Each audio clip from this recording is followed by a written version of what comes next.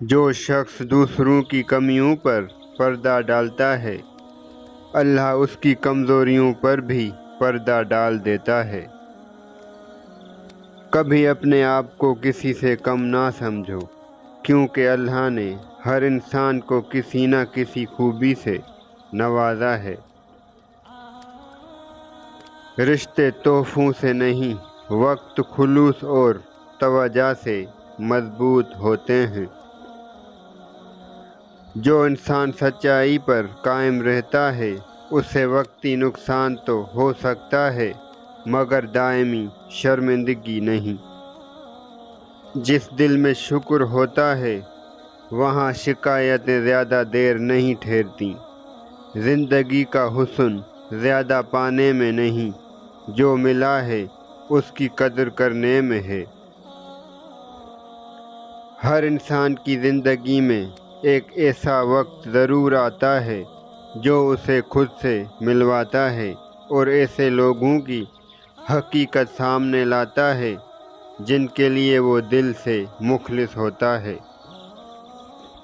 جو لوگ دوسروں کے راستے آسان کرتے ہیں، اللہ ان کی زندگی کے راستے آسان کر دیتا ہے، اور غرور انسان کو وہاں گراتا ہے جہاں اسے لگتا ہے کہ وہ کبھی نہیں گرے گا۔ اللہ پر بھروسہ رکھنے والا انسان راستہ نہ بھی دیکھے پھر بھی چلنا نہیں چھوڑتا، چاہے ساری دنیا مل کر تمہیں مایوسی کی طرف دھکیلنے کی کوشش کرے۔ تب بھی اگر تم اللہ پر کامل یقین رکھو تو اللہ تمہارے لیے غیب سے وسیلے بنا دیتا ہے۔ جو یقین کی راہ پر چل پڑے انہیں منزلوں نے پناہ دی، جنہیں وسوسوں نے ڈرا دیا وہ قدم قدم پر بھٹک گئے۔ عقل کو زنگ لگ جائے تو زبان فضول بولنے لگتی ہے۔ خود سے ہی ہر بات کا مطلب نکال لینا یہ ہمارے نفس کا پسندیدہ مشغلہ ہے اور ہماری زندگی میں بے سکونی کی سب سے بڑی وجہ بھی یہی ہے۔ وقت کے ساتھ ساتھ بہت کچھ بدل جاتا ہے، لوگ بھی، رشتے بھی، احساس بھی اور کبھی کبھی ہم خود بھی۔ جب انسان خاموش ہو جائے اور اپنے حق کے لیے بھی نہ بولے تو سمجھ جاؤ وہ اپنے اندر بہت کچھ دفن کر چکا ہے۔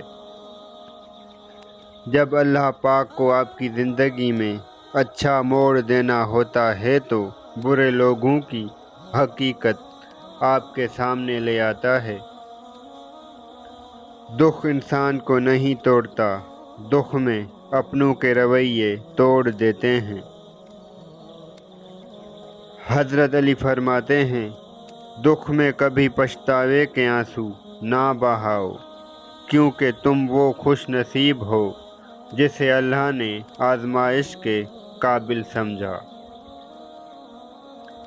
اللہ فرماتا ہے، جب کوئی تم پر ظلم کرے تو میرے انتقام پر راضی ہو جاؤ، کیونکہ میرا انتقام تمہارے انتقام سے بہتر ہے۔